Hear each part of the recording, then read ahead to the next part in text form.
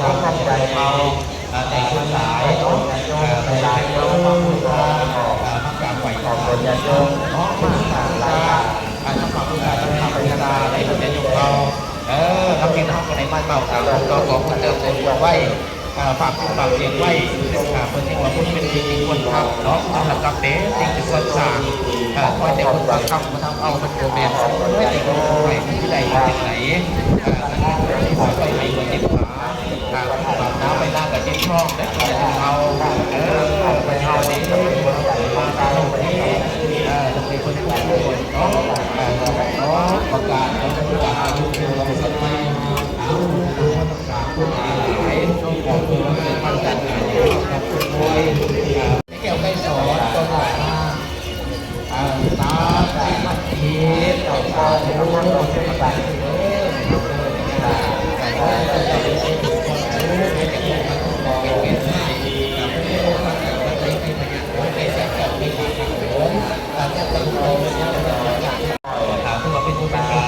ทางใจเรา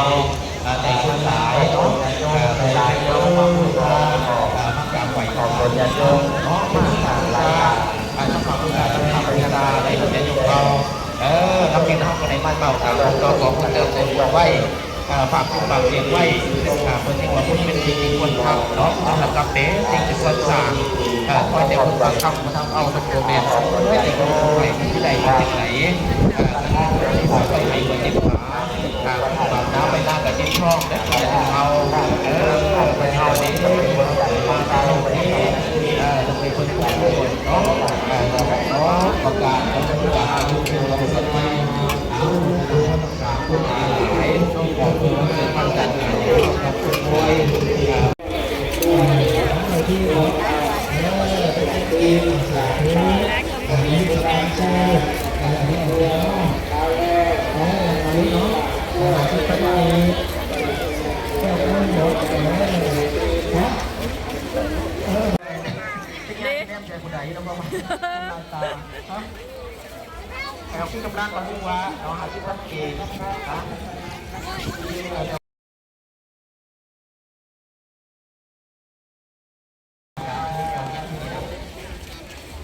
ไม่เอาก้อนมันได้อย่างไรมันก็ที่ถ้าวันที่เอาตู้เหรอเอาตู้อะไรที่จะบอกเนาะที่มันมีภาษาด้วยเหรอเข้ามาเราที่มันชอบเนาะที่มันมีภาษาด้วยที่เป็นการสื่อเรื่องเดี๋ยวมาเป็นมาเนาะขอให้คุณต่อคุณมาทำคุณประตูคุณกองอาสาเทวดาเป็นตัวมาดาวต่างๆประดับมันดีวันประดับที่ทำในตัวนี้เนาะเดี๋ยวมันทำแล้วก็มันจะขอให้เป็นบุญเป็นกุศลแก่ศรัทธาญาติโยมทุกท่านทุกคนเนาะกามิเป็นเนื้อไม่ออกโดยมิเป็นตั้งกองอำนวยการพุทธการนั้น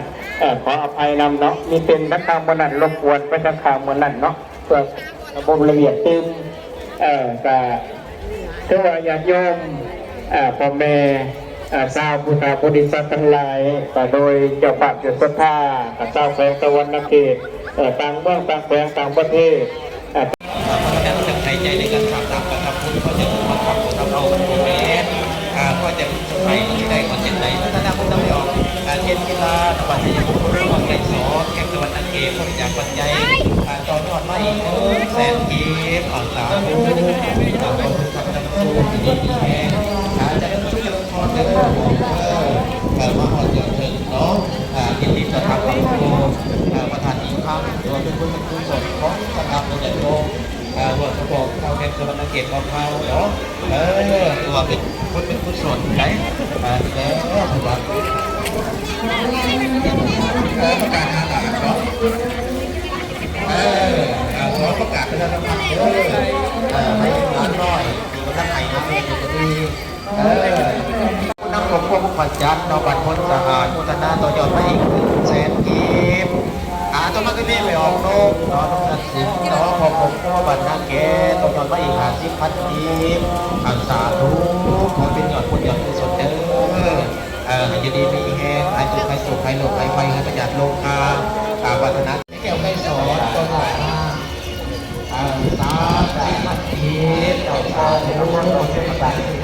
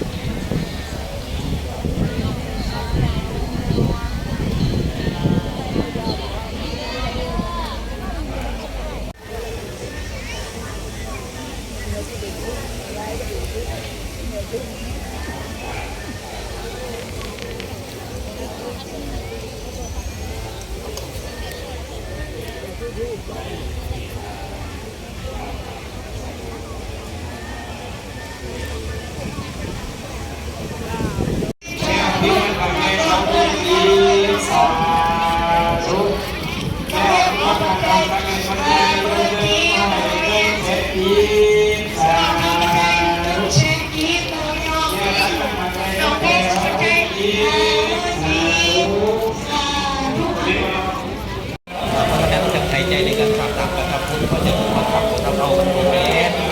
ก็จะไปที่ใดคนเช่นไหนพัฒนาพุทธไม่ออกเช่นกีฬาตะวันยังพุทธวันไก่สอแข่งตะวันอังเกตคนจากปัจจัยตอนยอดไม่แสนเก็บอ่อนสาวผู้คน